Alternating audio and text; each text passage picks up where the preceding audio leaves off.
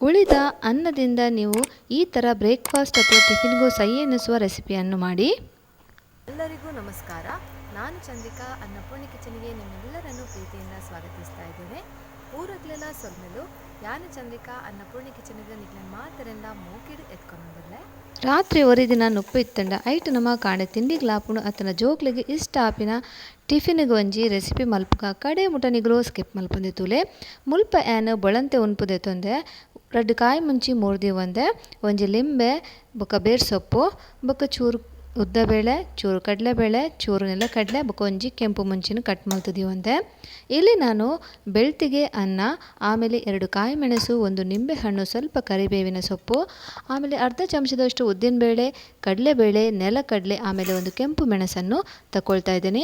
ಒಂದು ಬಾಣಲೆಗೆ 5 ಚಮಚದಷ್ಟು ತೆಂಗಿನ ಎಣ್ಣೆಯನ್ನು ಹಾಕ್ಕೊಳ್ತಾ ಇದ್ದೇನೆ. ಮತ್ತೆಲ್ಲ ಈ ಇಂಗ್ರೀಡಿಯೆಂಟ್ಸನ್ನು ಒಂದೊಂದೇ ಆಗಿ ನಾವು ಹಾಕಿ ಫ್ರೈ ಮಾಡ್ಕೋಬೇಕು. ತೆಂಗಿನ ಎಣ್ಣೆಯಲ್ಲಿ ಮಾಡಿದರೆ ತುಂಬ ಒಳ್ಳೆಯದು. ಇವಾಗ ಇಲ್ಲಿ ನಾನು ಸಾಸಿವೆಯನ್ನು ಸೇರಿಸಿದೆ, ಆಮೇಲೆ ಕರಿಮೆಣಸು, ಆಮೇಲೆ ಕರಿಬೇವಿನ ಸೊಪ್ಪನ್ನು ಸೇರಿಸ್ಕೋಬೇಕು. ಒಂದು ಎಣ್ಣೆ ತಾರದೆಣ್ಣೆ ದೆತ್ತೊಂಡ ಮಸ್ತ್ ಶೋಕ ಹಾಕೊಂಡು 5 ಚಮಚದಾತು ಬೊಕ ಒಂದೊಂಜೆ ನಮ್ಮ ನೆಲಕಡಲೆ ಆವಡು ಕಾಯಿ ಮುಂಚಿ ಬೊಕ ಬೇರ್ ಸೊಪ್ಪು ಹಾಕಿ ನಮ್ಮೊಂಜಿ ಅರ್ಧ ಚಮಚ ಮಂಜಲ್ದ ಪುಡಿ ಪಾಡೋಡು. ಮಂಜಲ್ದ ಪುಡಿ ಪಾಂಡನೆ ಈ ಕಲರ್ ಶೋಕ್ ಹಾಪುಂಡು, ಟೇಸ್ಟ್ಲ ಶೋಕ್ ಹಾಪುಂಡು. ಇದು ನುಪ್ಪುನು ಸೇರದ ಶೋಕು ಬೆರವಡು. ಈ ಎಣ್ಣೆಯಲ್ಲಿ ಕರಿಬೇವಿನ ಸೊಪ್ಪು ಕಾದ ನಂತರ ನಾವು ಅರ್ಧ ಚಮಚದಷ್ಟು ಅರಸಿನವನ್ನು ಸೇರಿಸ್ಕೋಬೇಕು. ಈ ಅರಸಿನವೇ ನಮ್ಮ ರೆಸಿಪಿಗೆ ಮೇನ್ ಇಂಗ್ರೀಡಿಯೆಂಟ್ಸ್ ಮತ್ತು ನಿಂಬು ಕೂಡ. ಇವಾಗ ಇಲ್ಲಿ ನಾನು ತೆಂಗಿನ ತುರಿಯನ್ನು ಸೇರಿಸಿದೆ. ಸ್ವಲ್ಪ ಉಪ್ಪು ನಿಮ್ಮ ಅನುಸಾರ ಸೇರಿಸ್ಕೋಬೇಕು. ಮುಲ್ಪ ತಾರೈ ಪಾಡ್ದೆ ಅವಿಡ್ಬೇಕು ಉಪ್ಪು ನಿಕ್ಲಾನುಸಾರ ಪಾಡೋನ್ಲೆ ಬೊಕೊಂಜಿ ಅರ್ಧ ಚಮಚ ಮುಲ್ಪ ಸಕ್ಕರೆಲ್ಲ ಪಾಡ್ದ ಶೋಕು ಬೆರವಡು. ಮಂಜಲ್ ಅರ್ಧ ಚಮಚದಾತು ಪಾಂಡ ಅವು ಶೋಕು ಕಮ್ಮೆನೆಲ್ಲ ಕೊರ್ಪುಂಡು ಬೊಕ ಕಲರ್ಲ ಭಾರಿ ಶೋಕಾದ ಬರ್ಪುಂಡು. ನಿಂಬೆದನೇ ಕಲರ್ ಒಂದೇನು ಪೂರ ಬೆರೆದ ಹಾಕಿದ ನಮ್ಮ ಒಂಜಿ ಅರ್ಧ ನಿಂಬೆದ ರಸ ಪಾಡುಡು. ನಿಕಲು ನುಪ್ಪು ಎತ್ತೊಂಡು ಐತಮಿತ್ತು ಜಾಸ್ತಿ ನುಪ್ಪುದ ಎತ್ತೊಂಡ ಒಂಜಿ ನಿಂಬೆನ ಮುಲ್ಪ ಪುಂಟುಡು.